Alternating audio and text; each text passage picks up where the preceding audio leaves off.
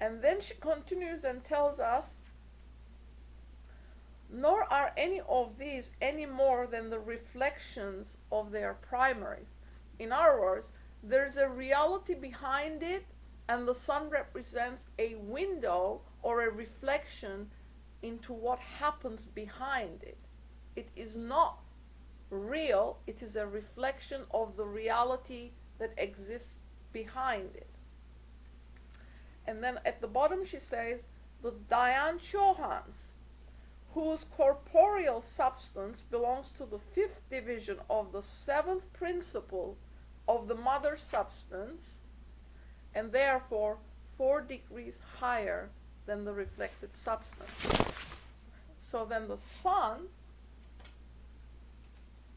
is the highest on earth. It represents the first degree, coming down from the 7.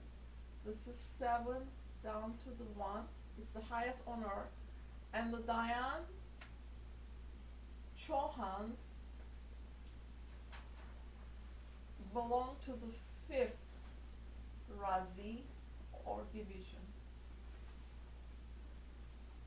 So their substance or garb is 4 degrees higher than the sun. Who are the Dayan Chohans? Okay. They're the archangels of the Bible or the Christian religion. Archangels are the Dayan Chohans, and each one represents one of these colors. Each Dayan Chohan, she tells us, is in charge of a color and a plane of existence, a level of consciousness, and a power that he imparts to humanity as a gift. These powers are in here, and you can read those for yourselves. Now, let's get back to where should I put this? Oops. Okay, so what is that telling us? By going through this, we have now come to the point where, let me see where that other one was. 242. On page 242 of the second part of the Secret Doctrine, on page 240, she says, now, we said that there's a reality behind the sun, and we're not going to cover all of this subject today, but we will come back to it. She tells us the central spiritual sun, is behind the visible reflection. The central spiritual sun is behind the visible sun. Now you can find that in the Secret Doctrine on page 240. Volume 2? Yes, volume 2, 240. It says, the central sun, the center of rest, the center of the rest, the center to which all motion was to be ultimately referred. Round this central sun, the first of 3 systemic suns, and the third only, was our visible sun.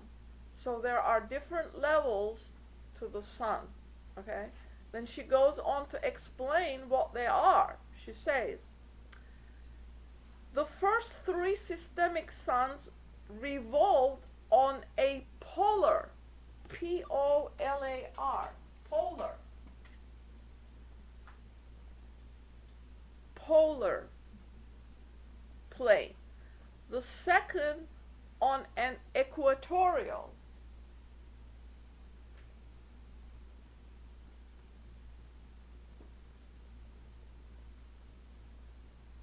plane, and the third only is the visible reflection of the sun.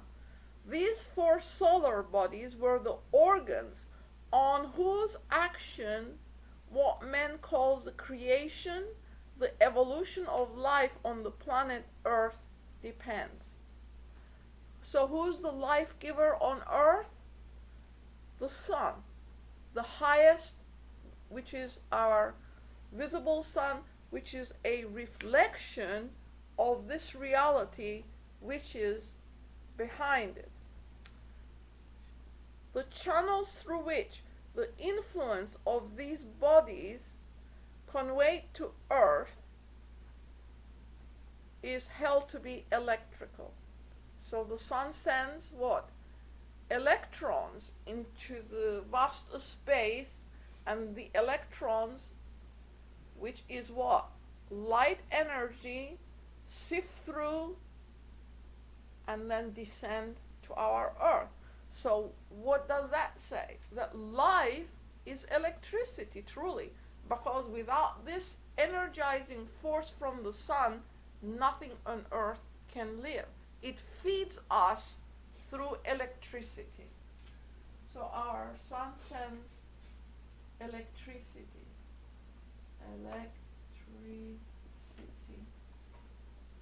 to the whole solar system. Do we have the solar system here? I do not know.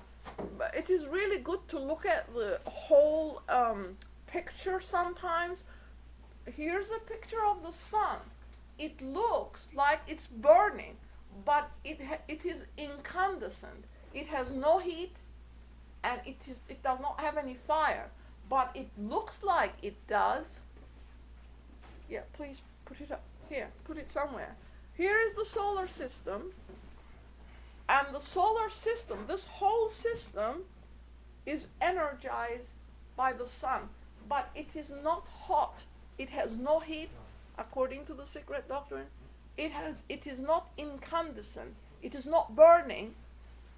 It is not burning. It has no heat, but it sends its energy into the universe of the solar system through electricity. I will answer your question at the end, please. I only have very little time left. Electricity. It says, the radiant energy flowing from the central sun called the earth into being as a watery globe, as a nucleus of a planetary body, and its tendency is to rush to the central sun, within the sphere of whose attraction it had been created. So all of these bodies of the solar system then stay in their orbits because of this attraction repulsion. There is only two forces, she says in the secret doctrine, in the universe, and she refers to our universe, particularly the solar system, and she says the solar system is intact because attraction and repulsion holds all of these planetary bodies in their circuit around the sun.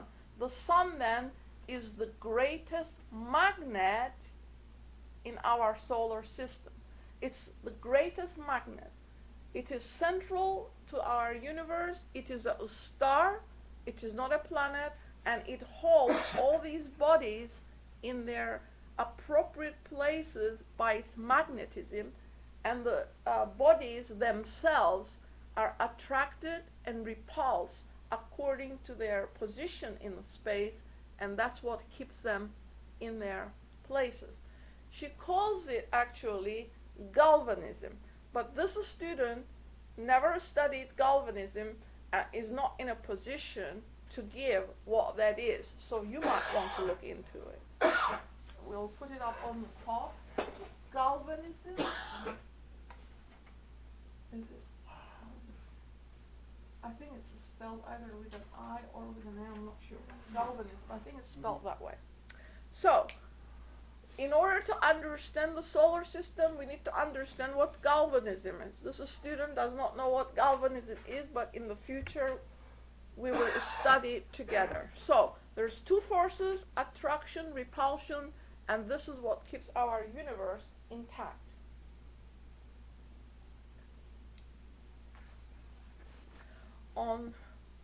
There's a lot more, but we will skip and move on to 241.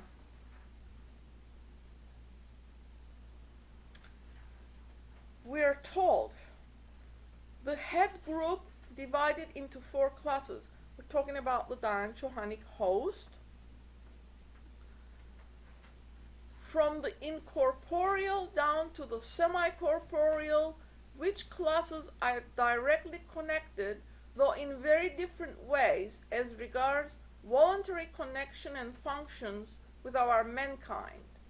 They are 3, synthesized by the 4th, which is the first and the highest, which is called the central sun, just quoted. Okay.